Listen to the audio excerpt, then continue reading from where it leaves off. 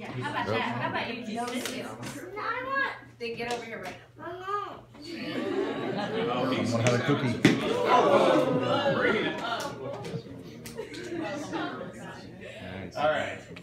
First of all, everybody just temper their expectations. This is not going to be the greatest speech ever. I'm already super nervous. We're going to edit your speech. You're among friends. No need to be nervous. So, first of all, to start, this is going to be a thank you, a couple messages, and then I'm going to give the superstars. If any of you all don't know, these are the superstars. Sean's superstars. There's 15 of them. John Schneider's not here, unfortunately. I don't know where he is. Okay. Yeah, going this right there. So, before we start, though, I want to say thank you to the Campbells. Super generous. Super generous. Speech. Donna's like, Donna was like, oh, just have it here. Great, thank you. Oh, that's so much. And also to Debbie Collins. So she planted this seed last semester. She's like, you know, you have a lot of students graduating. You should probably like have a get together, which was followed by 4 days of anxiety attacks. And then also, there's 2 people that aren't here. Sarah Phillips. Last week, she's like, oh, this will be great. This is your wheelhouse. I'm like, wheelhouse? No, this is not like eviscerating opposing counsel's experts on cross. That was my wheelhouse. This is not my wheelhouse at all. And then also just to Julie Cassur, just because she's my hero, you know. So thank you to all of y'all. So I wanted to start off by first thanking the parents. You guys are amazing people. I've gotten to know a lot of you really well. Really amazing group. And for the ones I haven't gotten to know as well, it's okay, I really have, because your kids have told me everything about you. And it's really weird, they adore you. And it's strange, because when growing up, that was not cool. I did not want anybody to know that my parents were super neat, you know, you wanted to keep, and all these kids, all they have is positive things to say. It's the strangest thing, they love you. That is strange. Due to funky, I'm sure I believe it. In my house, education was really valued, and I can tell from the trust that you put in me to have me in your homes, to get to know your children, to mentor them, that education is also important to each of y'all. And I know having a child now, it would take a lot. Good timing. It would take a lot to have somebody come in the home and spend time with my kid if I didn't really trust him. So I hope. That's awesome. I hope that I've repaid that trust over these years with these students. And the last thing I was going to say was to offer some advice to the parents. I know over the last year at least, you have been, will be really nervous, worried about the next year or 4 years for these kids. And I know that being a parent now, that I think worry is like the #1 job requirement for being a parent. You just have to worry. Everything else, it doesn't really matter after that. You just worry, worry, worry. So let me see if I can assuage your worries, or at least temper them, with some advice I've noticed over the years. Most of the students I've had that have gone away, in fact all of them that have gone away and come back to me after a year, are completely changed. And I mean that in a good way. They're more focused, more self-assured, more mature. So my advice is, if you're still worried, give it a year. Give it a year. And if they don't come back to you after a year, completely different, shockingly different, give me a call, we'll get it sorted out. Okay? Also, because I never get to do this,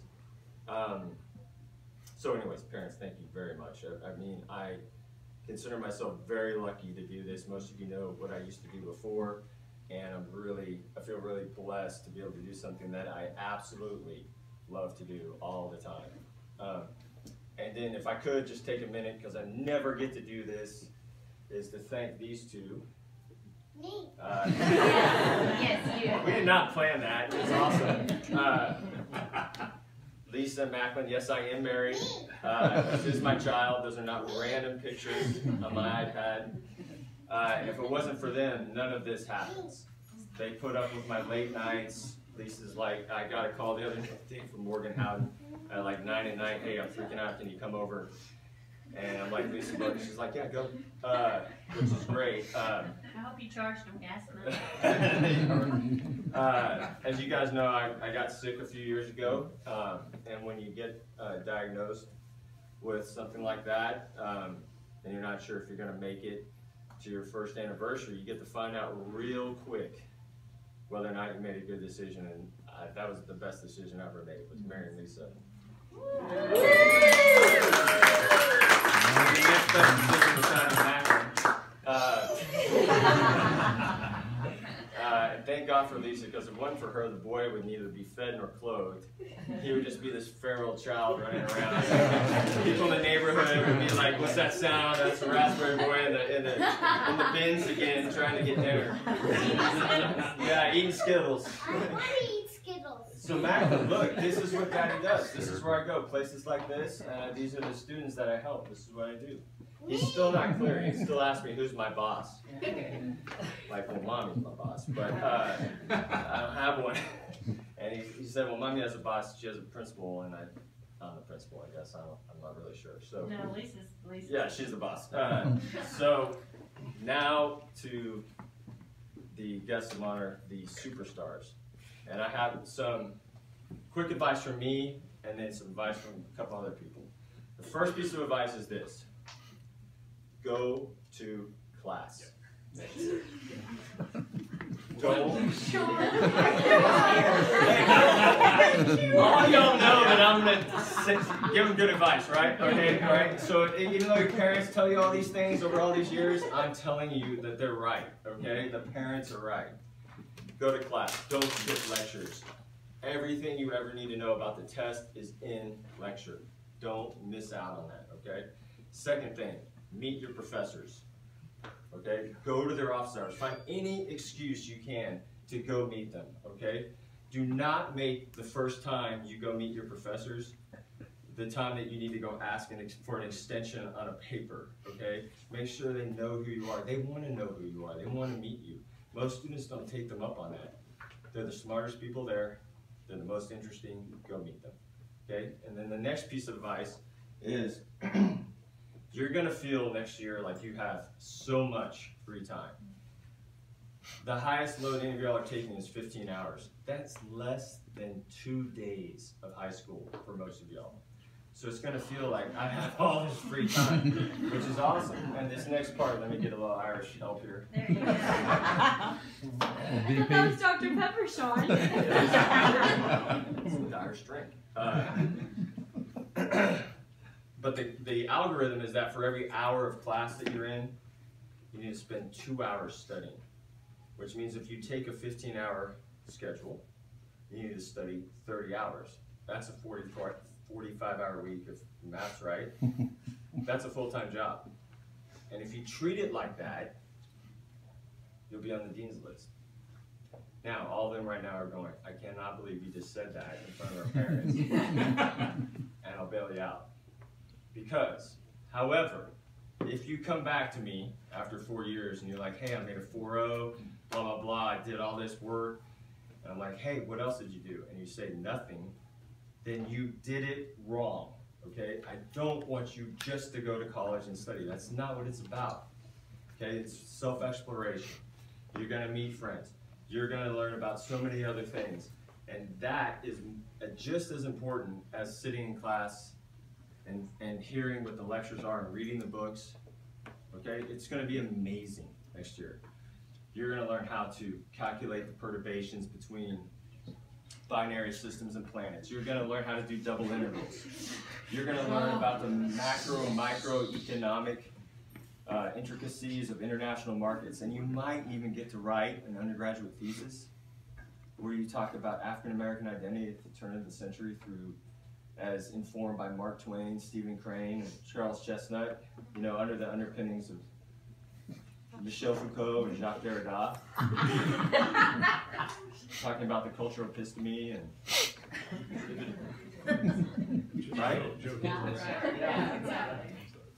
And obviously somebody that's done something like that is super smart, right? Jim's the only guy that knows what he's We all know that because I'm smart. Because I'm smarter than you, right? Right? Yes. Yeah. No. Have I taught you nothing? We talk about this all the time. I beat them when they're doing their calculations on the calculator. I beat them. And they're like, "Oh, well, you're just smarter than we are." No, I'm not. What is it? I've just done more math problems. I've read more books. I've read different books.